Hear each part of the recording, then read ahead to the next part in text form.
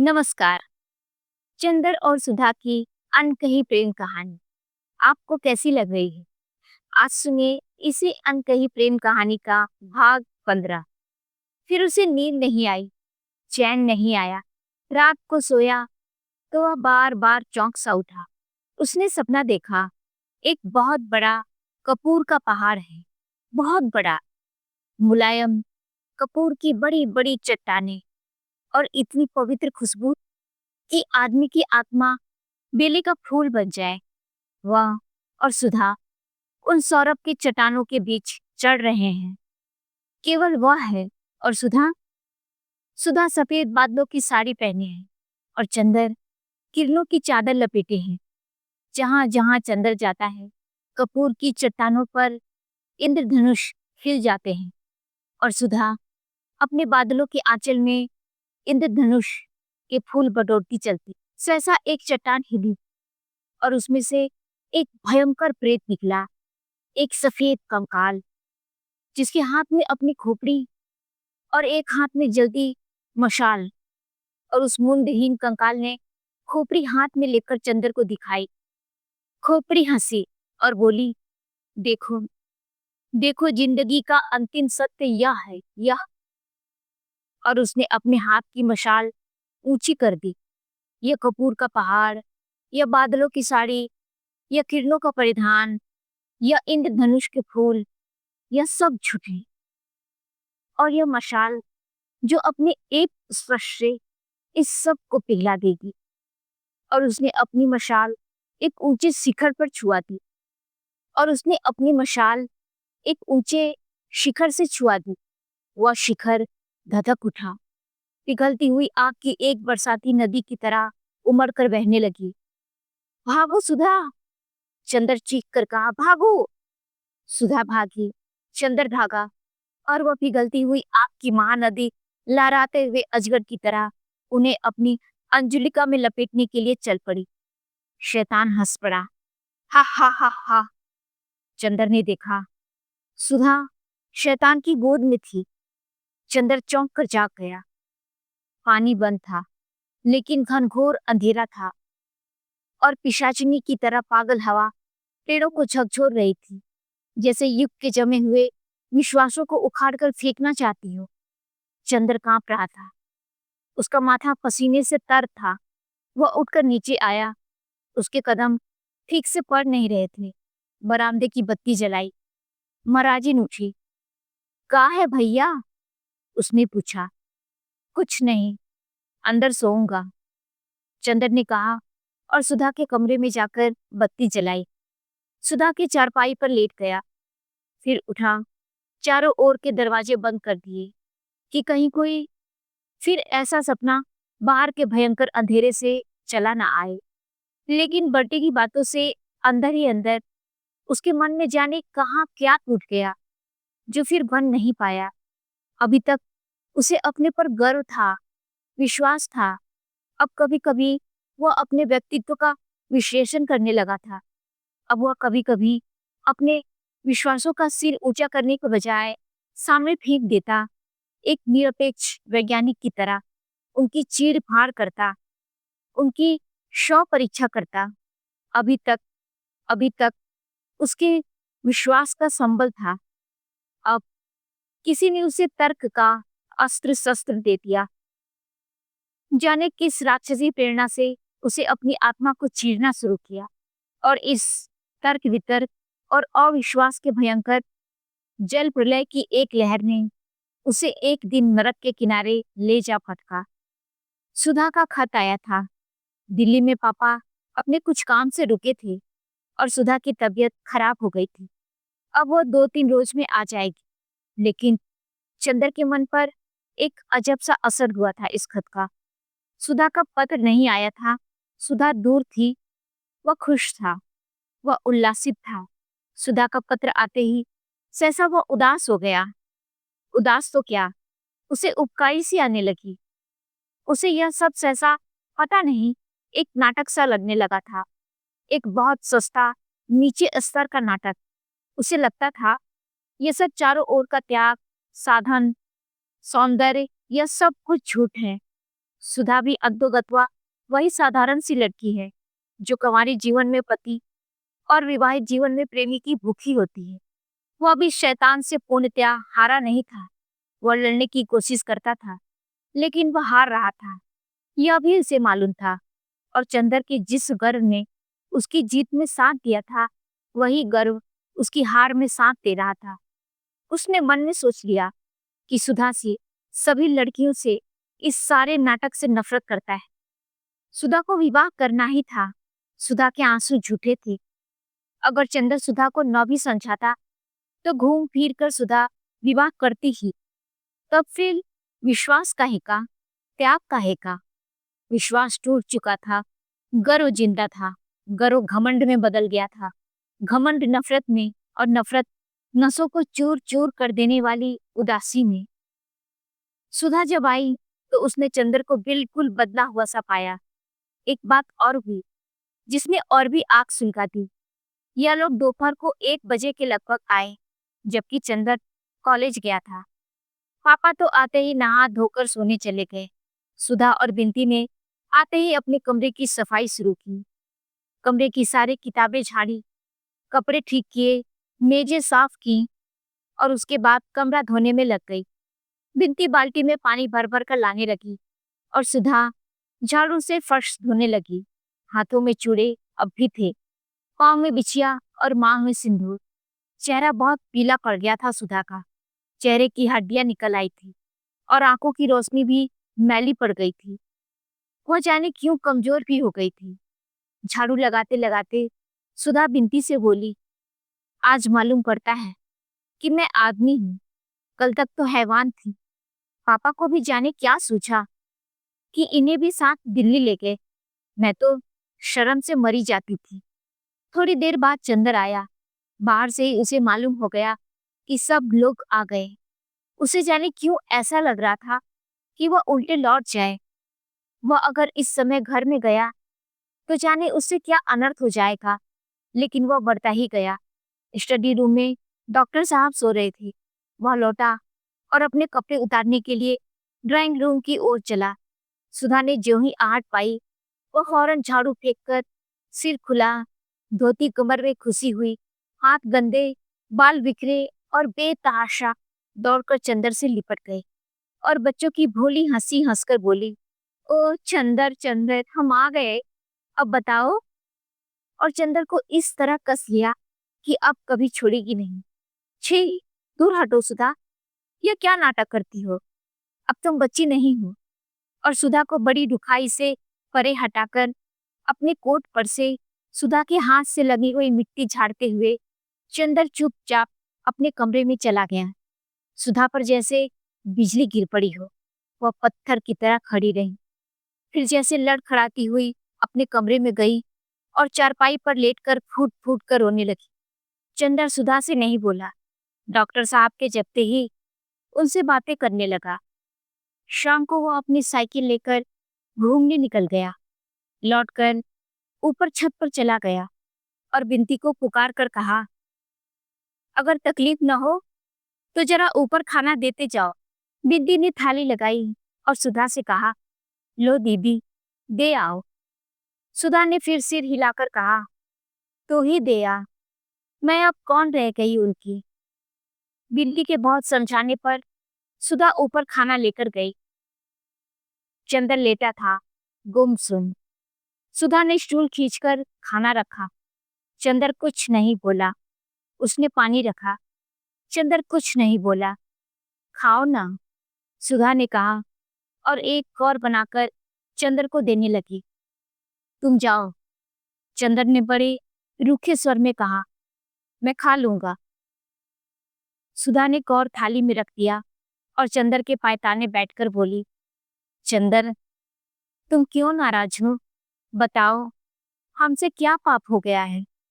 पिछले 1.5 महीने हमने एक एक क्षण गिन गिन कर काटे हैं कि कब तुम्हारे पास आए। हमें क्या मालूम था कि तुम ऐसे हो गए हो। मुझे जो चाहे सजा दे दो, लेकिन ऐसा न करो। तुम तो कुछ भी नहीं समझती। और सुधा ने चंदर के पैरों पर सिर रख दिया। चंदर ने पैर झटक दिए। सुधा इन सब बातों से कोई फायदा नहीं। अब इस तरह की बातें करना और सुनना मैं भूल गया हूँ। कभी इस तरह की बातें करते अच्छा लगता था, पर अब तो किसी सुहागिन के मुंह से यह शोभा नहीं देता। सुधा तिलमिला उठी। तो यह बातें तुम्हारे मन में मैं पहले से समझती थी, लेकिन तुम्ही ने तो कहा था चंदर, अब तुम ही ऐसे कर रहे हो। शर्म नहीं आती तुम्हें? और सुधा ने हाथ से ब्याह वाले चूड़े उतारकर छत पर फेंक दिए। बिछिया उतारने लगी और पागलों की तरह फटी आवाज में बोली, जो तुमने कहा मैंने किया, अब जो कहोगे वह करूंगी। यही चाहते हो ना? और अंत में उसने अपनी बिछिया उतारकर छत पर फेंक दी। चंदर कांप गया। उसने इस दृश्य की कल्पना भी न की थी। बिनती, बिनती, उसने घबराकर पुकारा और सुधा से बोला, अरे यह क्या कर रही हो?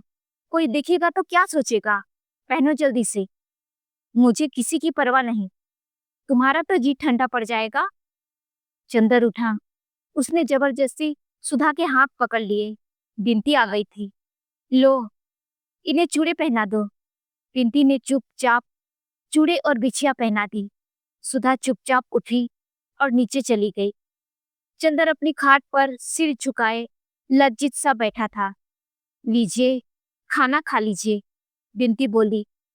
मैं नहीं खाऊंगा, चंदर ने रूठे गले से कहा। खाइए, वरना अच्छी बात नहीं होगी। आप दोनों मिलकर मुझे मार डालिए, बस किस्सा खत्म हो जाए। न आप सीधे मुंह से बोलते हैं, न दीदी। पता नहीं आप लोगों को क्या हो गया है। चंदर कुछ नहीं बोला। खाइए, आपको हमारी कसम है, वरना दीदी खाना नहीं खाएंगी। आपको मालूम नहीं, दीदी की तबीयत इधर बहुत खराब है। उन्हें सुबह शाम बुखार रहता है। दिल्ली में तबीयत बहुत खराब हो गई थी। आप ऐसे कर रहे हैं, बताइए उनका क्या हाल होगा? आप समझते होंगे यह बहुत सुखी होंगी, लेकिन आपको क्या मालूम, पहले आप दीदी के एक आंसू पर पागल हो उठते थे, अब आपको क्या हो गया है? चंदर ने सिर उठाया और गहरी सांस लेकर बोला, जाने क्या हो गया है बिनती। मैं कभी नहीं सोचता था कि सुधा को मैं इतना दुख दे सकूंगा। इतना अभागा हूँ कि खुद भी इधर घुलता रहा और सुधा को भी इतना दुखी कर दिया। और सचमुच चंदर की आंखों में आंसू भर आए। बिद्दी चंदर के पीछे खड़ी थी। चंदर का सिर अपनी छाती से लगाकर आंसू पोंछती हुई बोली, छी, अब और दुखी होइए का तो दीदी और भी रोएंगी। लीजिए खाइए। जाओ, दीदी को बुला लो और उन्हें भी खिला दो, चंदर ने कहा। बिद्दी गई, फिर लौटकर बोली, बहुत रो रही है, अब आज उनका नशा उतर जाने दीजिए, तब कल बात कीजिएगा। फिर सुधा ने ना खाया तो? नहीं, आप खा लीजिए, वो खा लेंगी। उनको खिलाए बिना मैं नहीं खाऊंगी, बिनती बोली और अपने हाथ से कौर बनाकर चंदर को देने लगी। चंदर ने खाना शुरू किया और धीरे धीरे गहरी सांस लेकर बोला, बिनती, तुम हमारी और सुधा की उस जन्म की कौन हो? सुबह के वक्त चंदर जब नाश्ता करने बैठा तो डॉक्टर साहब के साथ ही बैठा। सुधा आई और प्याला रखकर चली गई। बहुत उदास थी। चंदर का मन भर आया। सुधा की उदासी उसे कितना लज्जित कर रही थी, कितना दुखी कर रही थी। दिन भर किसी काम में उसकी तबीयत नहीं लगी। उसने क्लास छोड़ दिए, लाइब्रेरी में भी जाकर किताबें उलट पुलट कर चला आया। उसके बाद प्रेस गया, जहां उसे अपनी थीसिस छपने को देनी थी। उसके बाद ठाकुर साहब के यहाँ गया, लेकिन कहीं भी टिक नहीं पाया। जब तक वो सुधा को हंसा न ले, सुधा के आंसू न सुखा ले, उसे चैन नहीं मिलेगा। शाम को वो घर लौटा तो खाना तैयार था। बिद्दी से उसने पूछा, कहाँ है सुधा? अपनी छत पर, बिद्दी ने कहा। चंदर ऊपर गया। पानी परसों से बंद था और बादल भी खुले हुए थे, लेकिन तेज हुरबैया चल रही थी। तीज का चांद शर्मीली दुल्हन सा बादलों में मुंह छिपा रहा था। हवा के तेज झकोरों पर बादल उड़ रहे थे। और कचनार बादलों में तीज का धनुषाकार चांद आंख मिचौली खेल रहा था। सुधा ने अपनी खाट बरसाती के बाहर खींच ली थी। छत पर धुंधला अंधेरा था और रह रहकर सुधा पर चांदनी के फूल बरस जाते थे। सुधा चुपचाप लेटी हुई बादलों को देखती हुई जाने क्या सोच रही थी। चंदर गया। चंदर को देखते ही सुधा उठ खड़ी हुई और उसने बिजली जला दी और चुपचाप बैठ गई। चंदर बैठ गया। वह कुछ भी नहीं बोली।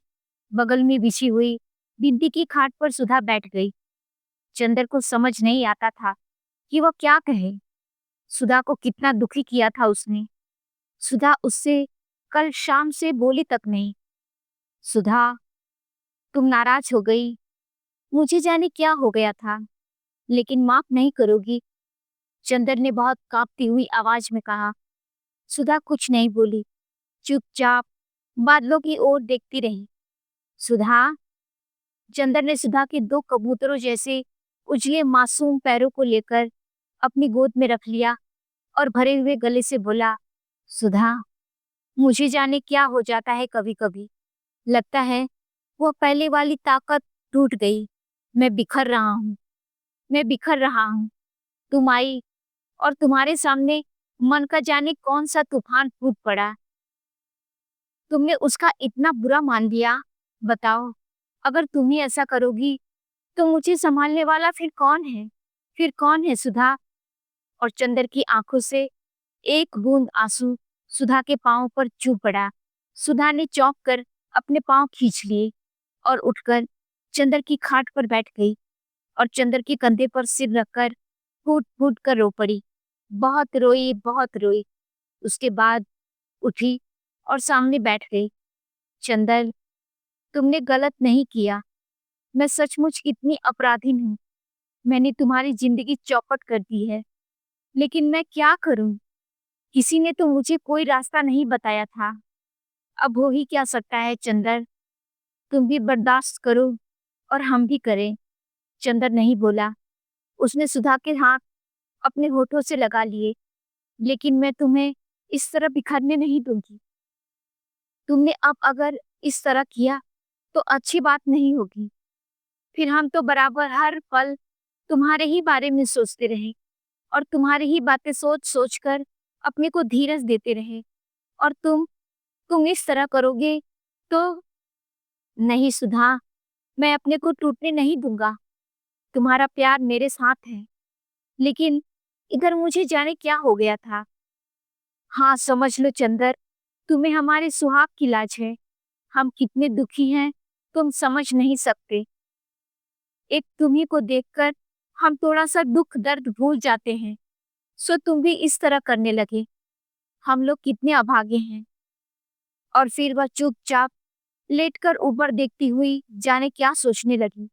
चंदर ने एक बार रेशमी चांदनी में मुरझाए हुए सोन जूहे के फूल जैसे मुंह की ओर देखा और सुधा के नरम गुलाबी ओठों पर उंगलियां रख दी। थोड़ी देर वह आंसू में भींगे हुए गुलाब की दुख भरी पंखुड़ियों से उंगलियां उलझाए रहा और फिर बोला, क्या सोच रही थी? सुधा एक फीकी हंसी हंसकर बोली, आज लेटी हुई बादलों को देख रही हूँ और पास तुम बैठे हो। उसी तरह एक दिन कॉलेज में दोपहर को मैं और गेसु लेटे हुए बादलों को देख रहे थे। उस दिन उसने एक शेर सुनाया था, कैफ बरदोश, बादलों को न देख, बेखबर तू कुचल न जाए कहीं। उसका कहना कितना सच निकला। भाग्य ने कहाँ ले जा पटका मुझे। क्यों, वहां तुम्हें कोई तकलीफ तो नहीं? चंदर ने पूछा। हाँ, समझते तो सब यही है, लेकिन जो तकलीफ है वह मैं ही जानती हूँ, यह बिनती जानती है। सुधा ने गहरी सांस लेकर कहा। वह आदमी भी बने रहने का अधिकार नहीं। क्यों? चंदर ने पूछा। क्या बताएं तुम्हें चंदर, कभी कभी मन में आता है कि डूब मरूं। ऐसा भी जीवन होगा मेरा, यह कभी मैं नहीं सोचती थी। सुधा ने कहा। क्या बात है, बताओ ना। चंदर ने पूछा। बता दूंगी देवता, तुमसे भला क्या छिपाऊंगी, लेकिन आज नहीं, फिर कभी। सुधा ने कहा, तुम परेशान मत हो। कहाँ तुम, कहाँ दुनिया। काश कि कभी तुम्हारी गोद से अलग न होती मैं। और सुधा ने अपना मुंह चंदर की गोद में छिपा लिया। चांदनी की पंखरियां बरस पड़ी। उल्लास और रोशनी का मलय पवन फिर लौट आया था। फिर एक बार चंदर और सुधा और बिंती के प्राणों को विभोर कर गया कि सुधा को महीने भर बाद ही जाना है। और सुधा भूल गई थी कि शाहजहांपुर से भी उसका कोई नाता है। बिंदी का इम्तिहान हो गया था और अक्सर चंदर और सुधा बिंदी के ब्याह के लिए गहने और कपड़े खरीदने जाते। जिंदगी फिर खुशी के हिलकोरे पर झूमने लगी थी। बिंदी का ब्याह उतरते अगहन में होने वाला था। अब 2 ढाई महीने रह गए थे। सुधा और चंदर जाकर कपड़े खरीदते और लौटकर बिंदी को जबरदस्ती पहनाते और गुड़िया की तरह उसे सजाकर खूब हंसते। दोनों के बड़े बड़े हौसले थे बिंती के लिए। सुधा बिंती को सलवार और चुन्नी का एक सेट और गरारा और खुड्डे का एक सेट देना चाहती थी। चंदन बिंती को एक हीरे की अंगूठी देना चाहता था। चंदर बिंती को बहुत स्नेह करने लगा था। वो बिंती के ब्याह में भी जाना चाहता था। लेकिन गांव का मामला, कानी कुब्जों की बारात। शहर में सुधा, बिंती और चंदर को जितनी आजादी थी उतनी वहां भला क्यों कर हो सकती थी। फिर कहने वालों की जबान, कोई क्या कह बैठे। यही सब सोचकर सुधा ने चंदर को मना कर दिया था। इसीलिए चंदर यही बिंती को जितने उपहार और आशीर्वाद देना चाहता था दे रहा था। सुधा का बचपन लौट आया था और दिन भर उसकी शरारतों और किलकारियों से घर हिलता था। इतनी ममता में डुबो लिया था कि एक क्षण वह चंदर को अपने से अलग नहीं रहने देती थी। जितनी देर चंदर घर में रहता, सुधा उसे अपनी दुलार में, अपनी सांसों की गरमाई में समेटे रहती थी। चंदर के माथे पर हर क्षण वह जाने कितना स्नेह बिखेरती रहती थी। एक दिन चंदर आया तो देखा कि बिंती कहीं गई है और सुधा चुपचाप बैठी हुई बहुत पुराने से खतों को संभाल रही है। एक गंभीर उदासी का बादल घर में छाया हुआ है। चंदर आया, देखा सुधा आंख में आंसू भरे बैठी है। क्या बात है सुधा? रुखसती की चिट्ठी आई है चंदर। परसों शंकर बाबू आ रहे हैं। चंदर के हृदय की धड़कनों पर जैसे किसी ने हथौड़ा मार दिया था। वह चुपचाप बैठ गया। अब सब खत्म हुआ चंदर। सुधा ने बड़ी ही करुण मुस्कान से कहा, अब साल भर के लिए विदा, और उसके बाद जाने क्या होगा। चंदर कुछ नहीं बोला, वहीं लेट गया और बोला, सुधा दुखी मत हो। आखिर कैलाश इतना अच्छा है, शंकर बाबू इतने अच्छे हैं, दुख किस बात का। रहा मैं तो अब मैं सशक्त हूँ, तुम मेरे लिए मत घबराओ। सुधा एक टक चंदर की ओर देखती रही, फिर बोली, चंदर तुम्हारे जैसे सब क्यों नहीं होते। तुम सचमुच इस दुनिया के योग्य नहीं हो। ऐसे ही बने रहना चंदर मेरे। तुम्हारी पवित्रता ही मुझे जिंदा रख सकेगी, वरना मैं तो जिस नरक में जा रही हूँ, तुम उसे नरक क्यों कहती हो, मेरी समझ में नहीं आता। तुम नहीं समझ सकते, तुम अभी बहुत दूर हो इन सब बातों से। लेकिन सुधा बड़ी देर तक चुप रही, फिर खत सब एक ओर खिसका दिए और बोली, चंदर उनमें सब कुछ है, वे बहुत अच्छे हैं, बहुत खुले विचार के हैं, मुझे बहुत चाहते हैं। मुझ पर कहीं से कोई बंधन नहीं है, लेकिन इस सारे स्वर्ग का मोल देकर जो चुकाना पड़ता है, उसे मेरी आत्मा का कण कण विद्रोह कर उठता है। और सहसा घुटनों में मुंह छुपाकर रो पड़ी। चंदर उठा और सुधा के माथे पर हाथ रखकर बोला, छी, रो मत सुधा। अब तो जैसा है, जो कुछ भी है, बर्दाश्त करना पड़ेगा। कैसे करूं चंदर, वह इतने अच्छे हैं और इसके अलावा इतना अच्छा व्यवहार करते हैं कि मैं उनसे क्या कहूं, कैसे कहूं। सुधा बोली, जाने दो सुधी, जैसी जिंदगी हो वैसा निबाह करना चाहिए, इसी में सुंदरता है। और जहां तक मेरा ख्याल है, वैवाहिक जीवन के प्रथम चरण में ही यह नशा रहता है, फिर किसको यह सूझता है। आओ, चलो चाय पिए। उठो, पागलपन नहीं करते। परसों चली जाओगी, रुलाकर नहीं जाना होता। उठो, चंदर ने अपने मन की जिगुप्सा पीकर ऊपर से बहुत स्नेह से कहा। सुधा उठी और चाय लेकर आई। चंदर ने अपने हाथ से एक कप चाय बनाई और सुधा को पिलाकर उसी में पीने लगा। चाय पीते पीते सुधा बोली, चंदर, तुम ब्याह मत करना, तुम इसके लिए नहीं बने हो। चंदर सुधा को हंसाना चाहता था। चल, स्वार्थी कहीं की, क्यों न करूं ब्याह? जरूर करूंगा, और जनाब, दो दो करूंगा। अपने आप तो कर लिया और मुझे उपदेश दे रही है। सुधा हंस पड़ी। चंदर ने कहा, बस ऐसे ही हंसती रहना हमेशा, हमारी याद करके, और अगर रोई तो समझ लो हम उसी तरह फिर अशाम को उठेंगे। फिर प्याला सुधा के होठों से लगाकर बोला, अच्छा सुधी, कभी तुम सुनो कि मैं उतना पवित्र नहीं रहा जितना कि हूं, तो तुम क्या करोगी? कभी मेरा व्यक्तित्व अगर बिगड़ गया तब क्या होगा? होगा क्या? मैं रोकने वाली कौन होती हूँ? मैं खुद ही क्या रोक पाई अपने को? लेकिन चंदर, तुम ऐसे ही रहना, तुम्हें मेरी प्राणों की सौगंध है, तुम अपने को बिगाड़ना मत। चंदर हंसा, नहीं सुधा, तुम्हारा प्यार मेरी ताकत है, मैं कभी नहीं गिर सकता जब तक तुम मेरी आत्मा में गुथी हुई हो। तीसरे दिन शंकर बाबू आए और सुधा चंदर के पैरों की धूल माथे पर लगाकर चली गई। इस बार वह रोई नहीं, शांत थी, जैसे वन स्थल पर जलता हुआ बेबस अपराधी। तो दोस्तों, कहानी आपको कैसी लग रही है? कमेंट में जरूर लिखिए। और हाँ, चैनल को सब्सक्राइब करना मत भूलिएगा। चलिए आगे की कहानी लेकर मिलते हैं अगले अंक में। तब तक के लिए नमस्कार।